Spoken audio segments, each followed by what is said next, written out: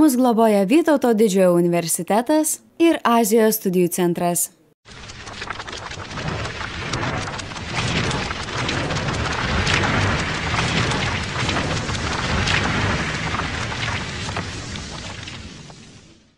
Jau!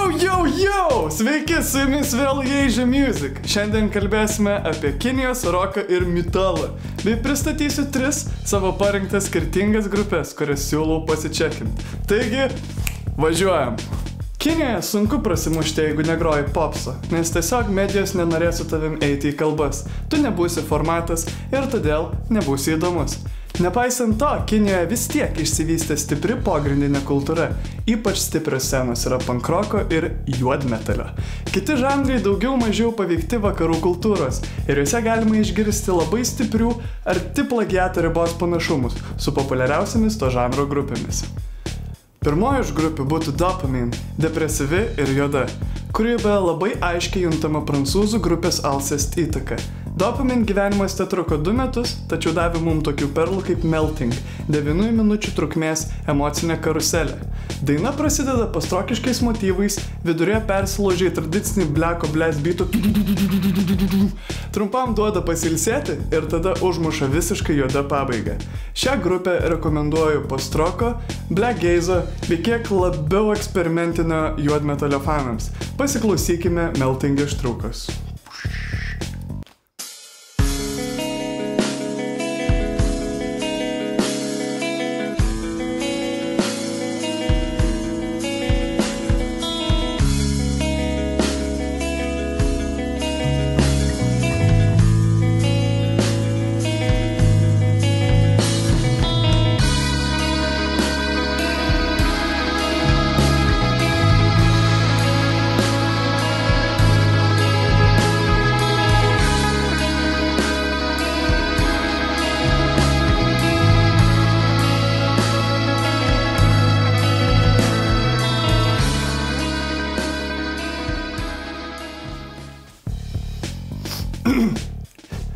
Black.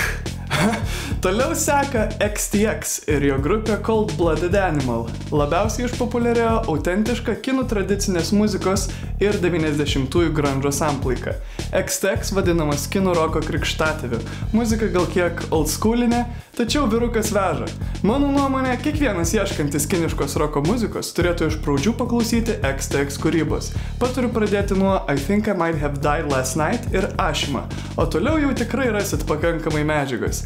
Ši grupė ypač patiks oldschoolo fanams ir tiems, kas dar neišmetė savo Nirvanos marškinėlių.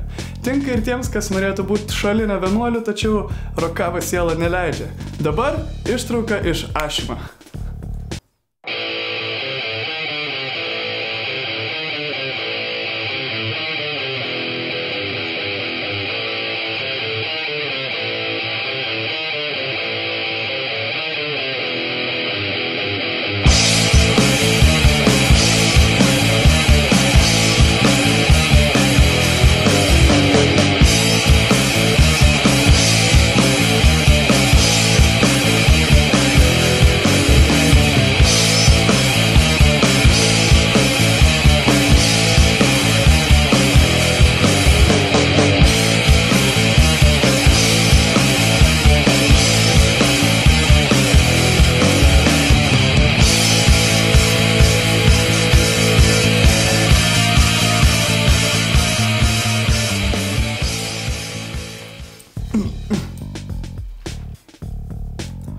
O pabaigai tikras saldainiukas – Ordnance. Šios grupės muzika oficialiai yra uždrausta Kinijoje, kadangi tekstai pasak valdžios pašiepė centrinę valdžią ir pačią Kiniją.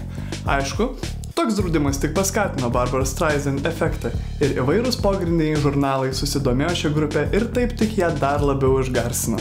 Grupės nariai jaučiasi gana saugus, kadangi valstybės atstovai su jais asmeniškai dar nesusisiekė. Taip pat pridūrė, kad muzika jie kuria ne dėl pinigų ar šlovės, o tam, kad išreikštų tikrus jausmus, kuriuos neša širdį ir todėl nebijo atitinkamų sankcijų. Ordnance muzikoje labai stipriai jaučiama tokių vakarų grupių kaip Down, Pantera įtaka. Galiu prisiekti, kad kai kurios melodijos visiškai tokios pat. Rekomenduoju paklausyti tiem, kam patinka sunki muzika, bet kartu ir ieško kažkokio grūvo, tokio funky yeah. Asmeniškai ši grupė mano favoritas. Paklausom ištraukos iš gabalo Burning Fire.